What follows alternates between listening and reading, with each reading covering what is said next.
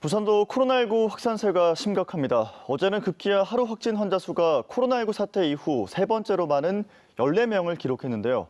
부산은 11일 연속 확진 환자가 발생하고 있습니다. 이만희 기자입니다. 부산에서 하루 사이 코로나19 확진 환자 14명이 새로 추가됐습니다.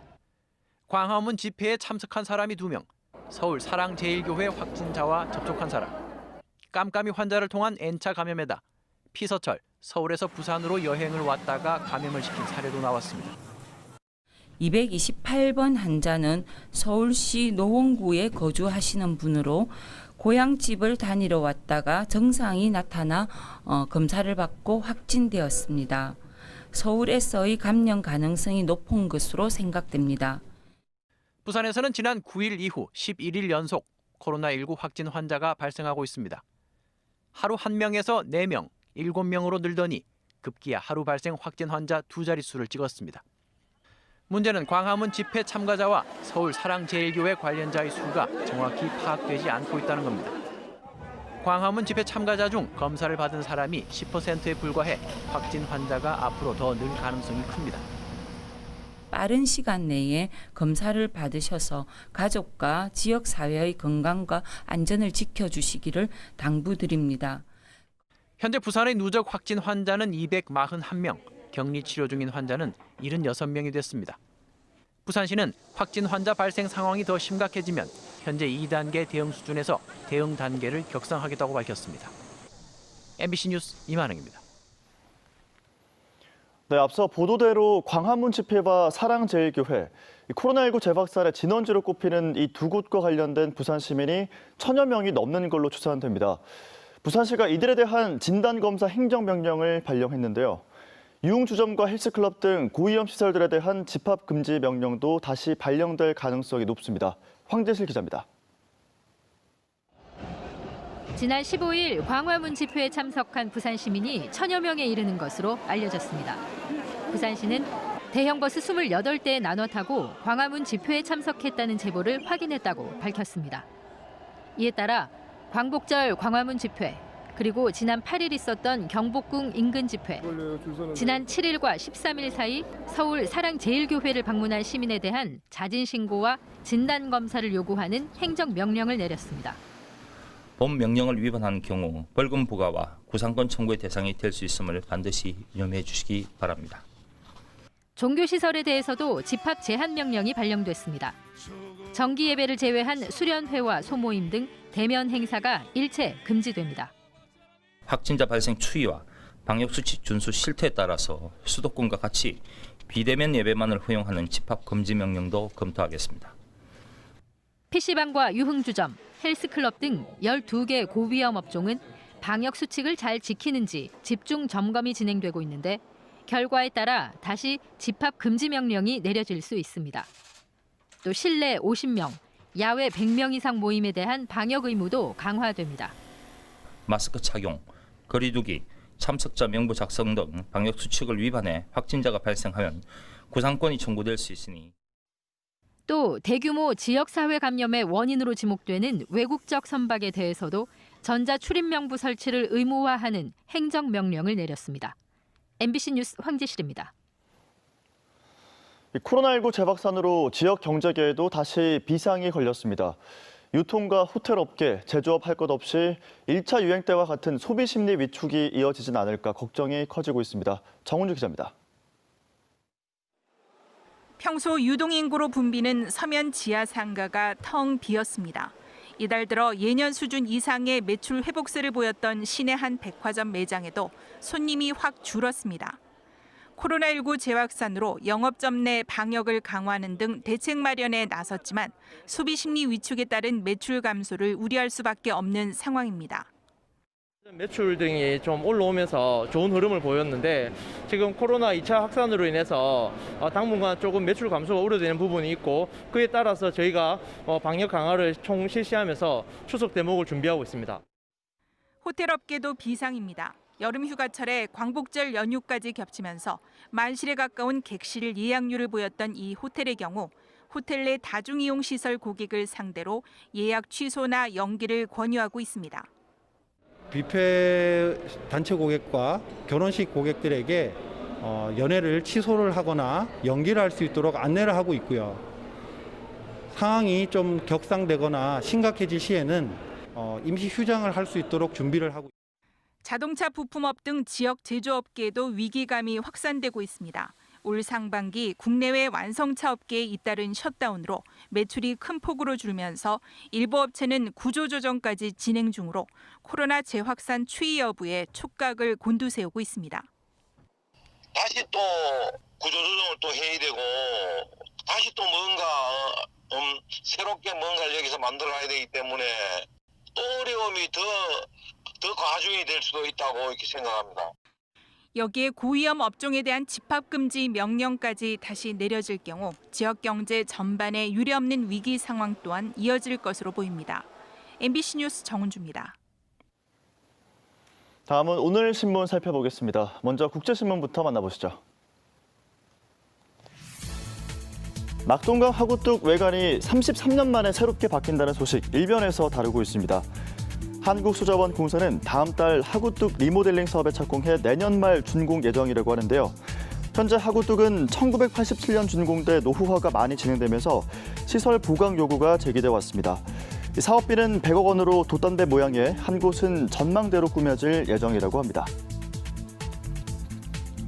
다음 기사입니다. 코로나19 확진자가 다시 늘어남에 따라 정부가 전국 해수욕장 방문 자제를 당부했다고 하는데요. 이와 함께 해수부는 방역 지침 준수 여부를 살펴보고 지자체 판단에 따른 조기 폐장도 권고하기로 했습니다. 현재 전국 해수욕장 251곳 가운데 107곳은 이미 문을 닫았는데요. 광안리는 30일, 해운대는 31일 폐장이라고 합니다. 다음은 부산일보입니다. 코로나19로 부산 지역 경제 지표가 최악의 상황이라는 소식 일면에 실려 있습니다. 통계청 2분기 경제 동향에 따르면 관공업 생산은 전년 대비 부산이 10.5% 감소해 전국 평균 5.1%를 넘어섰고 수출 실적도 부산이 30.9% 감소해 전국 평균 20.3%를 크게 웃돌았습니다. 이런 경제 지표 악화가 고용으로도 직결돼 취업자가 같은 기간 3.4% 감소했습니다. 네, 오늘 마지막 기사입니다. 코로나19 방역을 위해 전 구민을 대상으로 마스크를 지급한 남구청이 경찰 수사를 받는 황당한 처지에 놓였습니다. 남구는 지난 3월 마스크 100만 장을 수입해 3장씩 비닐 포장을 했는데 포장지에 의료용 마스크입니다라는 문구를 적은 것에 대해 서부경찰서가 약사법을 위반했다고 보고 인지수사를 벌이고 있습니다. 이 구청 내부에선 긴급 방역을 위한 행정을 두고 경찰이 특정 문구를 문제 삼아 무리한 수사를 벌이는데 비판의 목소리가 높다고 합니다. 지금까지 오늘 아침 신문 살펴봤습니다. 어제 부산은 올 최고 기온을 또다시 경신했습니다. 연일 열대야와 폭염이 기승을 부리고 있는데요. 폭염 경보가 발효 중인 부산은 오늘도 맑은 가운데 낮 최고 기온이 32도까지 오르겠습니다. 자세한 날씨 정민경 기상캐스터가 전합니다. 긴 장마 끝에 찾아온 더위의 기세가 만만치 않습니다. 일주일이 넘도록 폭염 경보가 계속되고 있는데요. 어제는 부산 금정구의 낮 기온이 무려 37도를 넘어서며 이번 더위에 절정을 보였습니다. 낮에 쌓인 열기가 식지 못하면서 오늘은 아침 기온도 27도를 웃돌고 있고요. 한낮 기온은 중구가 32도, 금정구는 33도까지 오르겠습니다. 오늘 아침도 곳곳에 초미세먼지 농도가 짙게 나타나고 있습니다. 영남 지역에 머물고 있는 미세먼지가 완전히 빠져나가진 못하겠지만 그래도 어제보다는 공기질 상황이 한결 나아질 걸로 예상됩니다. 하루 평균 미세먼지 농도는 보통 수준을 보이겠습니다. 현재 하늘은 맑지만 일부 지역에 안개와 미세먼지가 뒤엉켜 있습니다. 남해안으로는 바다 안개도 유입되면서 가시거리가 200m 이하로 짧은 곳이 있습니다. 우리나라는 오늘도 강한 북태평양 고기압의 영향을 받겠습니다. 연일 볕을 가려줄 구름이 거의 없어서 자외선 차단에 각별히 신경 써주셔야겠습니다. 지난 밤 사이에도 부산과 양산 등 곳곳에서 열대야가 나타났습니다. 낮에는 어제만큼 덥겠습니다. 한낮에 부산 32도, 울산과 거제가 34도, 양산은 무려 37도까지 치솟겠습니다. 바다의 물결은 남해 동부 먼바다에서 최고 1.5m까지 비교적 낮게 일겠고요. 당분간 남해안은 바닷물의 높이가 높겠습니다. 남은 한 주도 대체로 맑겠습니다. 주말에 기온이 조금 내려가긴 하겠지만 여전히 한낮 기온은 30도를 웃도는 더위가 계속되겠습니다. 날씨였습니다. 지난해 여름 부산시와 기초자치단체가 이른바 폭염 예산으로 쓴 돈은 모두 21억 원입니다. 이 중 0.1%도 안 되는 적은 돈이 폭염 취약계층 보호에 사용된 것으로 나타났는데요. 대부분은 폭염 저감시설 설치에 사용됐지만 취약계층들에게는 그림의 떡입니다. 송강모 기자입니다. 금정구의 한 마을입니다. 한낮 기온이 36도를 넘은 폭염 경보 속 건물 사이 그늘에 앉아 부채질을 해보지만 무더위를 피하긴 역부족입니다. 일주일 가까이 이어진 폭염 경보로 취약계층들이 밀집한 지역에선 길거리 피서가 유일한 대안입니다. 바라지도 않지만 구워도 뭐 도 있나? 딱 깨놓고 한 말로 나라 전체가 어려운데. 지난해 부산의 이른바 폭염 예산은 21억 원. 이 중 독거노인이나 장애인과 같은 폭염 취약계층 보호 활동에 쓰인 예산은 4,900만 원으로 전체의 0.02%에 불과합니다. 기초자치단체마다 개별 사업을 진행하는 곳도 있지만 일부 주민에게 피서품을 나눠주거나 안부를 묻는 정도에 그쳤습니다. 작년은 210만 원, 올해는 620만 원이잖아요. 스카프, 쿨매트, 쿨푸시. 반면 그늘막이나 물을 뿌려 열기를 식히는 이른바 쿨링 시설 등 폭염 저감 시설 설치에 쓴 돈은 16억 5천만 원. 전체 폭염 예산의 80%입니다. 하지만 그늘막만 하더라도 부산에 400여 개가 설치되어 있지만 해수욕장과 같은 관광지나 번화가에 설치된 게 대부분. 정작 취약계층 밀집 지역에는 아예 없거나 있어도 한두 개가 전부입니다. 코로나19 감염증 재확산으로 실내 무더위 쉼터 운영마저 어려워 더위를 피할 시설은 찾기 힘듭니다. 구군재난부서에서 야외 쉼터 발굴을 위해서 이제 연락을 하면 좀 적극적으로 협조를 해달라. 네. 이렇게 공문을 오늘 별도로 시달을 했고요. 부산의 폭염 취약계층은 11만 명. 2년 전 폭염이 재난으로 규정되면서 각종 대책이 쏟아졌지만 취약계층들이 체감할 만한 실질적인 대책은 여전히 부족한 상황입니다. MBC 뉴스 송광모입니다. 한 주간의 지역 미술계 전시 소식 알아보는 문화산책 순서입니다. 오늘은 부산 시립미술관이 소장하고 있는 작품 가운데 국내외 유명 작가의 인물화를 모아 마련한 기획전과 부산 지역 고등학생들이 자신들이 경험한 각종 사회 현상을 바탕으로 만든 전시회 소식 함께 전해드립니다. 정세민 기자입니다. 25년 전 갓 결혼한 신혼부부는 결혼과 동시에 내 집 마련이라는 고민 때문에 표정이 어둡기만 합니다. 태어난 지 얼마 안 된 아기, 그러나 두 눈에 맺힌 눈물방울이 가족이라는 테두리 속에서 장차 경험하게 될 많은 고통을 암시하고 있습니다. 축 처진 어깨로 힘없이 뒤돌아선 장면은 무기력한 가장의 안타까운 모습입니다. 부산시립미술관이 소장하고 있는 소장품 가운데 대표적인 인물화들이 한자리에 모였습니다. 사람들이 사회를 살아가면서 유의, 비극, 망각, 낭만들을 어떤 모습으로 작가들이 작품으로 담아냈는가를 볼 수 있는 전시라고. 앤디 워홀과 송커시, 펑정지에, 호세 루이스 쿠에바스 등 21명의 작가의 작품들에는 인간의 원초적인 모습들이 그대로 그려져 있습니다. 기영도 시인의 시구에서 제목을 따온 이번 전시회는 뮤지컬 배우 카이가 녹음한 오디오 가이드를 통해 시와 미술, 뮤지컬이 함께 만나는 특이한 예술 체험을 제공합니다. 홀로 의자에 앉아있는 소녀상, 그 주변을 맴돌고 있는 형형색색의 나비들은 자유를 갈망하는 소녀의 간절한 외침을 온몸으로 대신하며 날개짓합니다.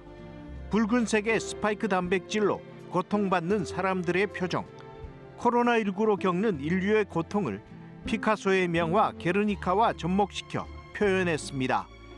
인형 뽑기 게임기 안에서 가면을 쓰고 즐기는 남성들과 피해자들의 절규가 뒤섞인 이 그림은 N번방 사건을 묘사한 작품입니다.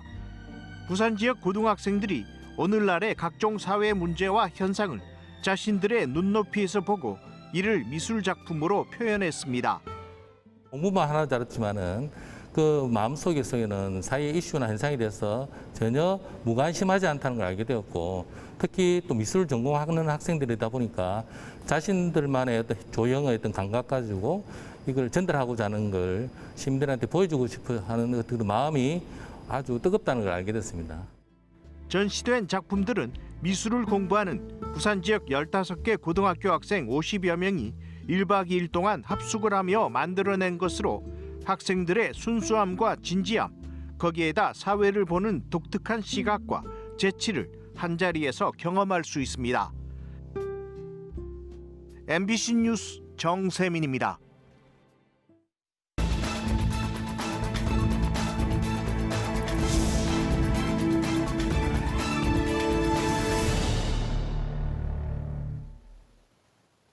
부산지법 형사구단독은 사립학교법 위반 혐의로 기소된 모 학교법인 박모 이사장과 법인 수익사업체 대동병원 박모 원장에 대한 1심에서 각각 벌금 700만 원을 선고했습니다.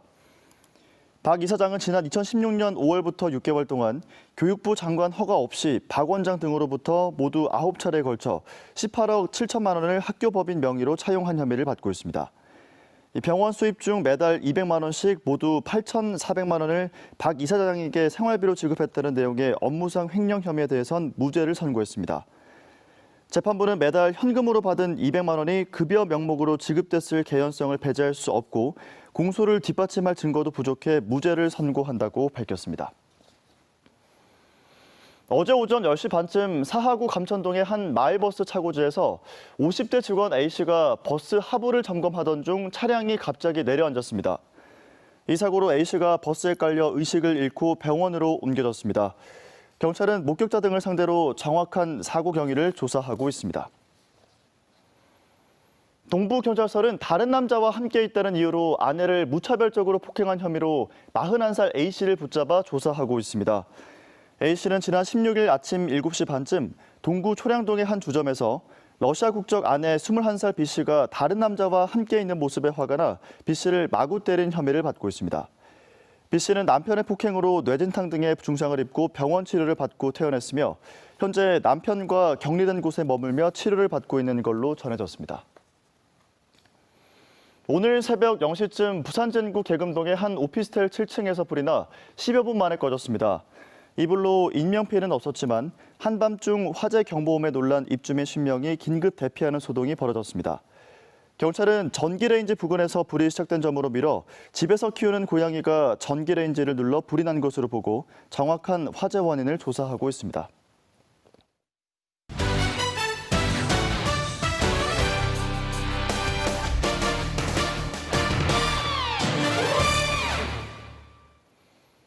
프로야구 롯데가 어제 사직구장에서 열린 두산과의 홈경기에서 선발 아드리안 샘슨의 호투로 7대3 승리로 3연패를 끊었습니다. 샘슨은 6이닝을 1피안타 4탈3진 무실점으로 막아내 시즌 4승째를 거뒀습니다. 롯데는 4회 말 정훈과 손아섭의 연속 안타지 2대 후의 희생플라이로 선취점을 얻어냈고 5회 말엔 하위 타선의 집중력을 발휘해 5대0까지 점수차를 벌렸습니다. 두산은 8회 초 박건우의 투런포로 추격에 나섰지만 8회 말 롯데는 안치홍의 1타점 적시타로 한 점을 추가하며 승부에 쐐기를 박았습니다. 코로나19 확산에 따라 부산시 교육청이 후속 조치를 마련해 발표했습니다. 교육청은 학교 밀집도와 관련해 내일까지 부산 지역 모든 학교에 대해 원격 수업을 하도록 지시하고 오는 24일부터 31일까지는 유치원과 초중학교의 밀집도는 3분의 1, 고등학교는 3분의 2 이하를 유지하도록 지시했습니다. 그리고 개학 이후인 다음 달 1일부터 11일까지는 고3과 중3을 포함한 등교 인원을 3분의 2 이하로 유지하도록 전달했습니다. 야간 자율학습의 경우 등교하는 고3 학생들 가운데 희망 학생에 한해 할 수 있도록 하고 고등학교 1, 2학년은 실시하지 않도록 지시했습니다. 부산경제계가 수도권과의 격차에 대응하는 차원에서 부울경 메가시티 추진을 제안했습니다. 부산상공회의소는 자문위원인 부산대 김현석 교수가 진행한 용역에서 부울경 지역은 과거 고도 성장을 주도한 거점 지역으로 인구도 800만 명이 이르러 수도권에 상응하는 광역 경제권으로서 높은 잠재력을 갖추고 있다고 밝혔습니다.